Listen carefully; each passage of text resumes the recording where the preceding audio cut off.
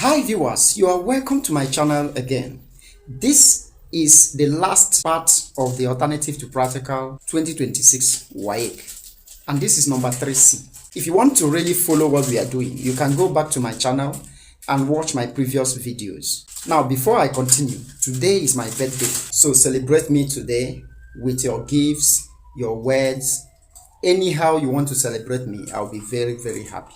And if this is your first time of seeing this channel, the best thing you can do for me is to click on the subscription button and follow me on TikTok and Facebook.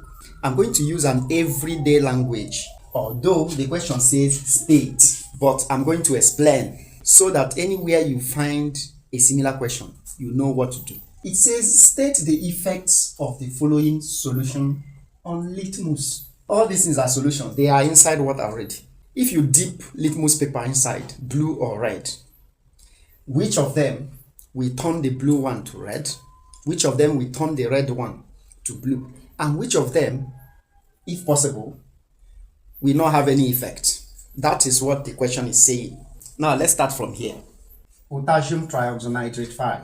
When this guy ionizes in water, you will get potassium ion and you will get nitrate ion or trioxynitrate 5 ion. Now, when this guy breaks down into these two ions, the two ions will begin to make statements inside the water medium. The chemical statement they make determines the effect of that aqueous solution to litmus paper. Now, look at what we are going to do. We are going to trace the historical origins of these two ions. This particular salt was formed from potassium hydroxide, which is a strong base, and nitric acid, which is a strong acid. Strong base and strong acid formed this salt. When a strong base ionizes, it is going to give birth to a weak ion. When this ionizes, potassium ion will become highly stable. I used weak because of the nomenclature of the parent, strong. So when a strong base ionizes, it gives us stable ions. So potassium ion is very stable because the base that bettered it is strong, highly unstable. That's the meaning of being strong. Also, this acid is strong. When it ionizes, trioxynitrate 5 ion is weak or highly stable too. Because these two ions are stable, the statement they are going to make with water, this is water. If this ion is highly unstable, it will come and abstract OH from water and release H+, which will change the litmus red. If this one is unstable, it will come here and abstract hydrogen from here and release OH-, which will change the litmus to blue. But because both of them are stable, they have no reaction with water.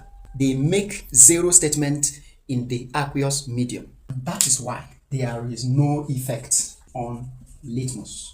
Therefore, this salt now produces no effect on litmus. I hope you understand this. Now, take your screenshot. Let me explain number 2.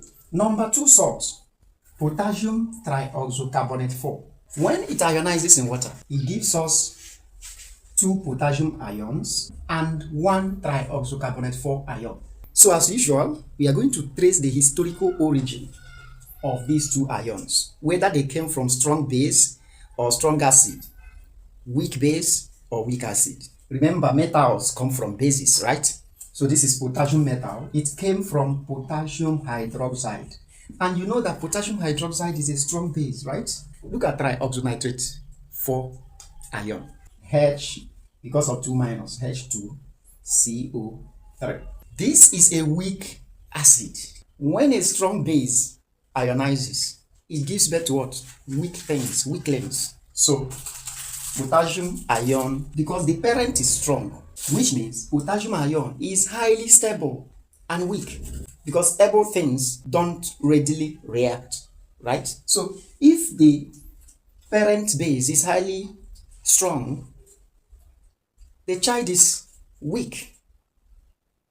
The base is reactive, the child is not reactive, right? Look at this weak acid. When this weak acid ionizes, it gives a highly reactive anion. Look at it. So this anion is highly reactive because if you trace the origin is highly stable, very weak. So the offspring is strong and highly reactive, right? So out of these two ions, trioxocarbonate 4 is highly reactive and unstable. And because of that, it is going to make a statement in the aqueous medium. And look at what happens. This is the ion that is formed from a weak base. Now it is very reactive and unstable. So this is water. This is a negatively charged ion, right? So what happens is that this hydrogen will break the bond and transfer the electron to OH and come out as H+, which will stick to this, and we have HCO3-. And after that, we are left with OH-, right? OH-.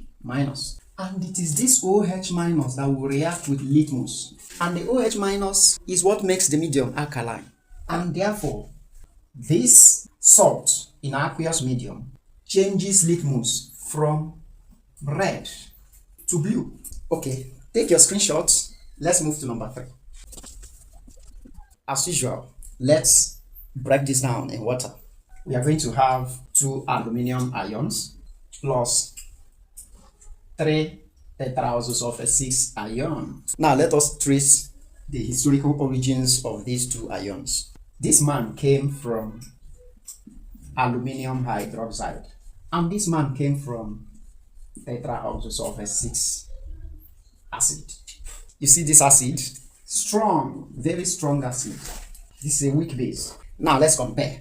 This is the parent from which aluminium ion came. And this parent is weak, meaning it is highly stable, which means aluminium ion is highly unstable and strong. This parent is strong, which means this ion is weak or highly stable.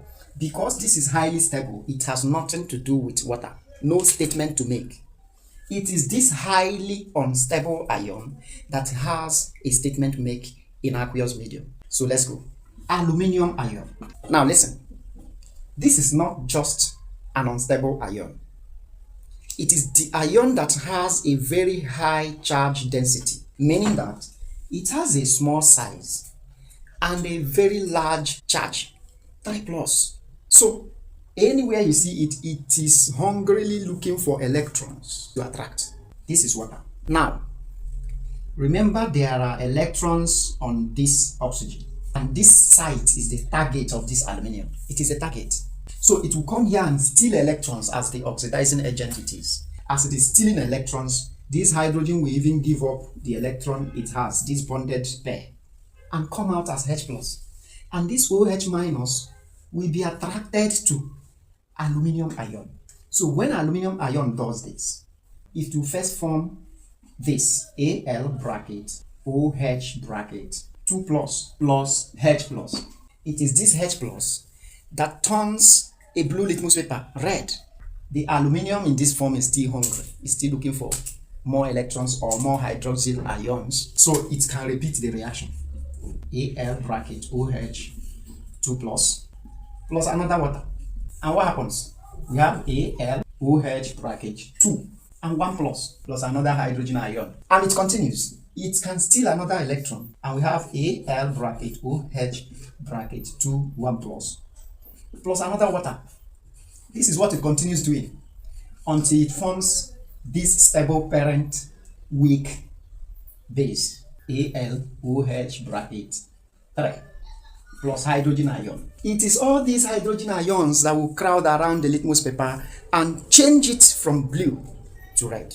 Therefore, the effect on litmus paper of this aqueous solution is from blue to red, meaning that this is acidic, this man is acidic, this is alkaline, basic, and this is neutral. I hope you got value. If you did, click on like, comment, share this video, tag your friends, follow and subscribe to my YouTube channel.